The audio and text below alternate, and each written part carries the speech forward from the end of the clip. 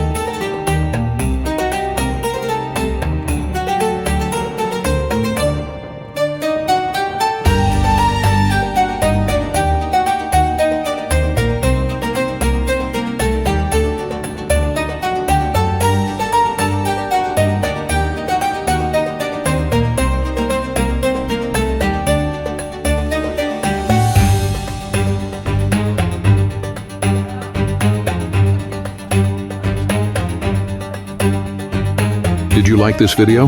Then hit the like button. And don't forget to subscribe to our channel to stay informed about upcoming videos.